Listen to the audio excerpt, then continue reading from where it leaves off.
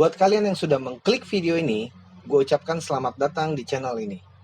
Channel ini akan membahas tentang sederet kasus kematian yang misterius atau hal-hal yang berbau misterius.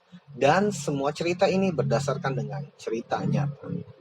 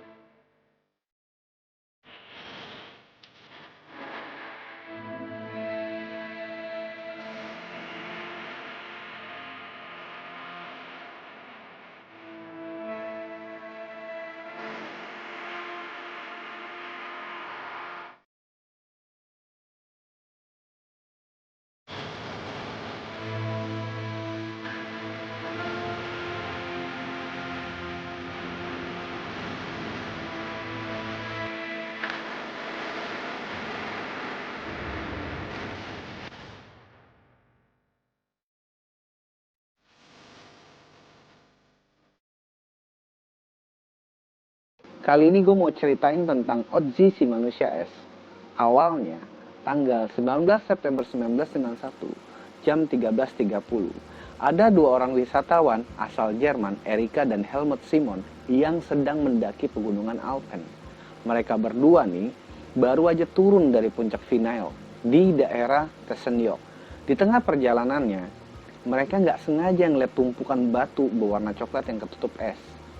Pas dideketin, Simon sadar bahwa yang dilihat itu adalah mayat manusia. Si Simon ngelihat jelas nih, tengkorak kepala, lengan, dan punggungnya si mayat itu. Meskipun bagian bawah badannya itu masih tertimbun es. Dikirain Simon, mungkin mayat ini tuh pendaki yang meninggal karena kecelakaan saat naik gunung. Oke, habis itu ditandailah sama si Simon lokasi mayat itu. Setelah sampai di bawah, dia ngasih tahu ke pihak patroli pegunungan Alpen bahwa dia itu barusan ngelihat mayat di atas pas dia mau turun. Akhirnya pihak patroli pun mencari tanda yang dikasih tahu sama si Simon tadi. Pas sudah ketemu sama pihak patroli, langsung dikontak ke bagian divisi lain bahwa bener di situ tuh ada mayat. Setelah ditelusuri lebih dalam sama pihak berwenang yang di sana, ketahuanlah kalau ternyata dugaan Simon itu salah. Yang dikirain tadi pendaki yang meninggal karena kecelakaan saat naik gunung tadi. Mayat yang Simon ketemuin tadi ternyata itu adalah mumi tertua yang pernah ditemukan, yang nggak sengaja terawetkan secara alami. Mayat ini berusia 5.300 tahun.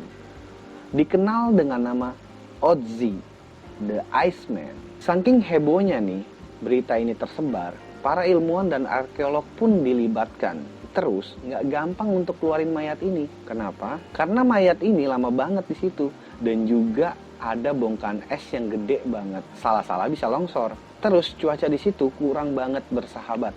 Ditambah lagi dengan terbatasnya peralatan yang ngebuat proses evakuasi mayat ini menjadi sulit.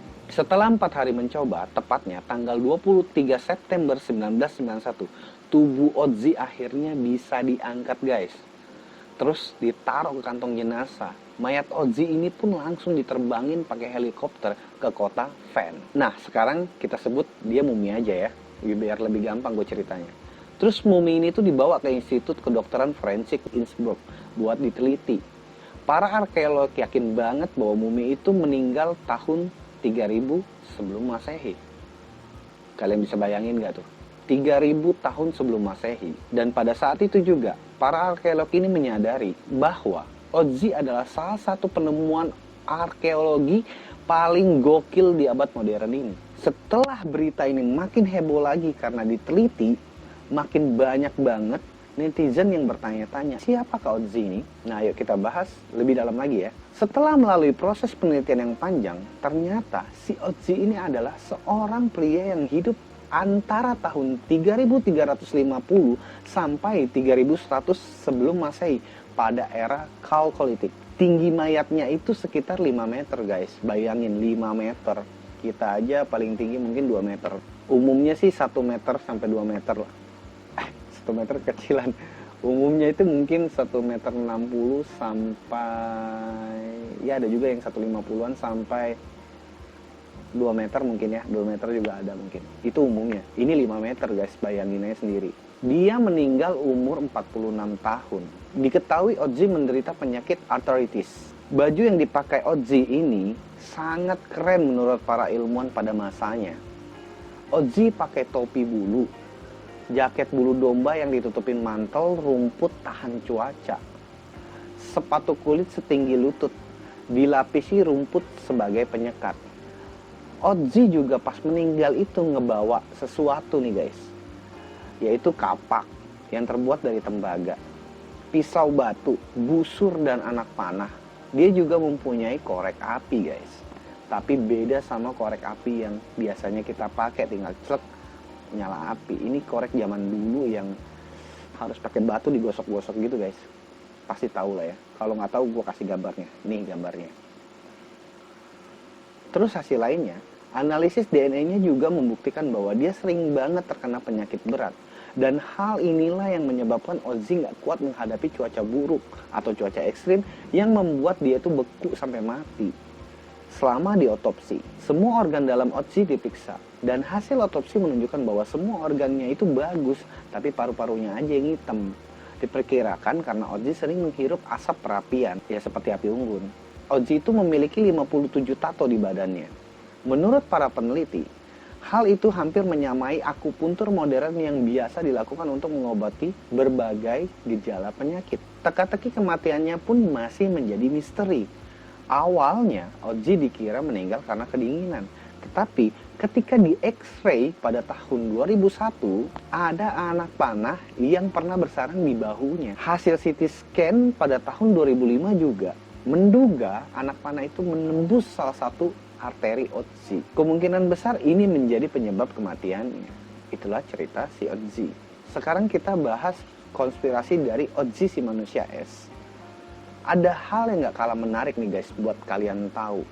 7 kutukan Ozzy si manusia es. Kisah lain yang menarik soal Ozzy adalah rumor soal kutukan yang berhubungan langsung dengannya.